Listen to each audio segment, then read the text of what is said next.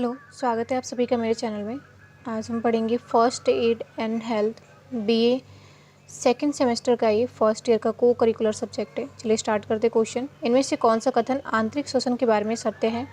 Answer होगा B, रक्त प्रवाह और उत्तक कोशिकाओं के बीच गैसों का आदान प्रदान। निम्नलिखित में से कौन सा अंग एयर कंडीशनर के रूप में कार्य करता है? तो सी होगा नाक कक्ष। सीपीआर के प्रत्येक चक्र के लिए आपको कितनी कंप्रेशन और सांस लेने चाहिए? तो आंसर होगा सी, 30 स्पीडन और 2 श्वास। एनाफिलेटिक शॉक का क्या कारण है? तो इसका आंसर होगा बी, किट या डंका मकड़ी का काटना। थर्ड डिग्री बर्न के लक्षण क्या है? ए होगा इसका, जली हुई त्वचा, कोई दर्द नहीं।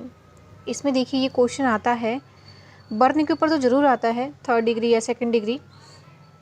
गंभीर रक्तस्राव के लिए आपको सबसे पहले क्या करना चाहिए? तो इसमें आंसर दे रखा है साफ कपड़े या हाथ से सीधा दबाव डालना चाहिए। एक कैबिन अटेंडेंट के रूप में डायन ऑफ फर्स्ट एंड ड्यूटी आपके लिए सर्वोच्च प्राथमिकता है। खतरे से अवगत रहे। किसी यात्रा को उपचार प्रदान करते समय रूट आपातकालीन परिवहन तकनीक का मुख्य उद्देश्य क्या होता है? इसका आंसर होगा ए, यात्री को स्थानांतरित करने के लिए स्थानांतरित किया जाना चाहिए।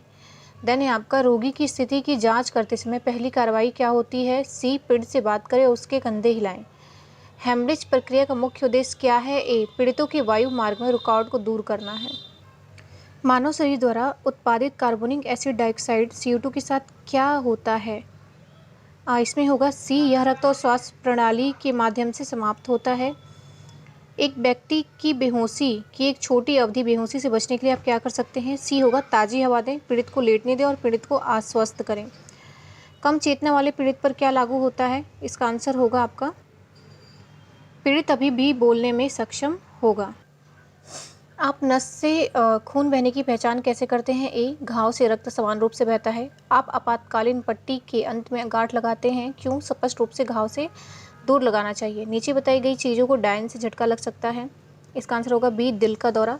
शौक के लिए आपको क्या करना चाहिए? सी होगा पीने के लिए कुछ न दे, यात्री को फिर से आश्वस्त करें और चिकित्सा सहायता लें।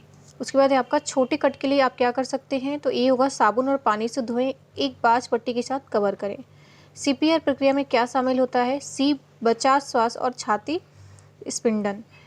238 क्या होगा आपका? रक्त परिसंचरण के लिए किसके कारण रुक सकता है? ए, दिल का जब दौरा पड़ता है तो रक्त परिसंचरण रुक जाता है। अगर किसी को अचानक गंभीर रूप से खून बहने लगे तो आप क्या करते हैं? बी, घाव पर दबाव डालें, किसी कपड़े से या किसी पट्टी से। हाइपोथर्मिया के लक्षण क्या है? सी, ठंडा, थका हुआ, कांपना और असामान्य रूप से अभिनय करना। सेकंड डिग्री बर्न सबसे अच्छा इलाज क्या है? बी, पानी। आप सांस लेने की जांच कैसे करते हैं? डी होगा देखें, सुने और महसूस करें। एक नक्सीर को रोका जा सकता है। बी, नथनों को कुछ देर के लिए थपथपाना। कैबिन अटेंडेंट के रूप में आपके लिए नीचे दी गई प्राथमिक चिकित्सा कर्तव्यों में कौन सा सर्वोच्च प्राथमिकता है? तो इसका आंसर होगा सी, पीड़ित से बात करें और उसके कंधों को हिलाएं। ये है आपका यूनिट सेकंड का क्वेश्चन। बर्फानी तूफान किस प्रकार के प्राकृतिक खतरों से अंतर्गत आते हैं? ए, वायुमंडलीय। निम्नलिखित में से किस चक्रवात ने भारत के पूर्वी तट को प्रभावित नहीं किया है? ए होगा नीलोफर। बारिश से पहले आसमान में भारी बिजली की चिंगारी का कारण बनती है। ए, आकाशीय बिजली। गठिया टैस की बीमारी है। डी, जोड़ों की। मस्तिष्क का कौन सा भाग हृदय को नियंत्रित करता है? तो बी होगा मेडुला ऑब्लागेंटा गेंटा। और होगा किस विटामिन की कमी के कारण रतौंधी होती है? ए, विटामिन ए की कमी से। एस्ट्रोजन से प्रभावित होने वाला कार्य क्या है? बी, शुक्राणुओं का निर्माण। पुरस्त्र ग्रंथि से स्राव किसमें प्रवेश करता है? सी होगा मूत्र मार्ग। आर्तव चक्र में किस हार्मोन के कम होने से आर्तव होता है? ए होगा प्रोजेस्टेरॉन। किस विटामिन की कमी से स्कर्वी रोग होता है? तो विटामिन डी की कमी से। वाहक तथा रोग का निम्न में से कौन सा मेल करता हुआ जोड़ा है? ए होगा क्यूलेक्स फाइलोरिएसिस। ऐच्छिक मांसपेशियां डैश में निहित होती हैं। बी होगा आपका पश्चपाद में। डैश मांसपेशियों को हड्डियों से जोड़ता है। डी, पेशी। कौन सी ग्रंथि अन्य अंतःस्रावी ग्रंथियों की कामकाज को नियंत्रित करती है? इसका भी आंसर होगा आपका डी, पीयूष ग्रंथि। निम्नलिखित में से कौन मानव शरीर की सबसे बड़ी संधि है? तो इसका आंसर होगा सी, घुटना। मानव शरीर की फीमर हड्डियों को डैश भी कहा जाता है। तो बी होगा जांघ की हड्डियां। लगभग 40 सेंटीमीटर लंबी सीधी नली जो शुक्राणुओं को लाभदायक पुटिकाओं तक ले जाती है कहा जाता है? सी, शुक्रवाहिका। बच्चों में प्रोटीन की कमी के होने वाला रोग क्या है? तो इसका आंसर होगा डी, दोनों ए और बी। निम्नलिखित में से किस विटामिन की कमी से प्रवासी अरक्ता का खतरा होता है? तो इसका आंसर होगा सी विटामिन B12। LAC का पूरा नाम क्या है? इसका आंसर होगा B enzyme linked immune sorbent acid.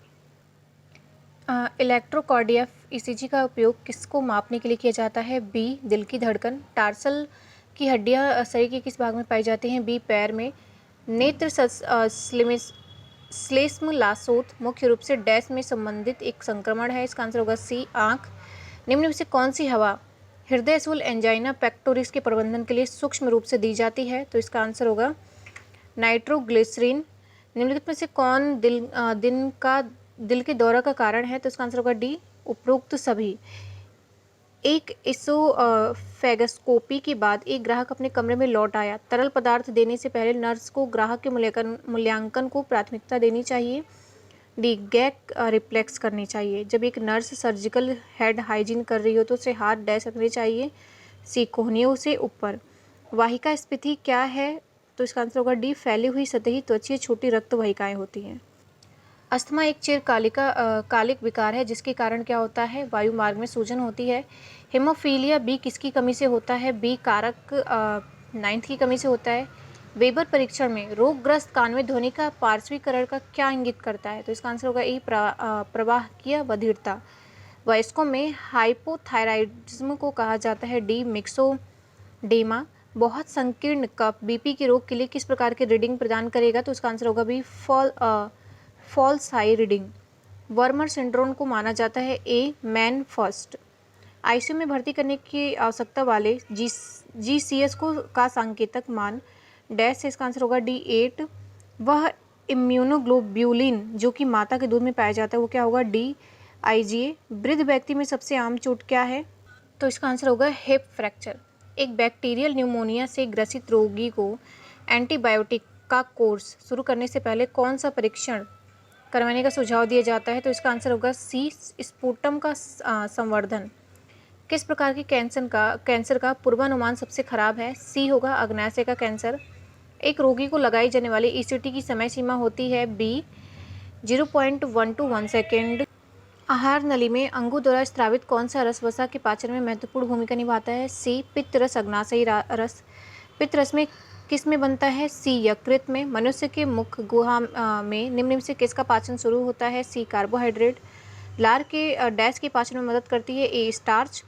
पेट द्वारा स्रावित बलगम की भूमिका क्या है? ए पेट की परत की रक्षा के लिए। फिलहाल के लिए इतना ही। धन्यवाद।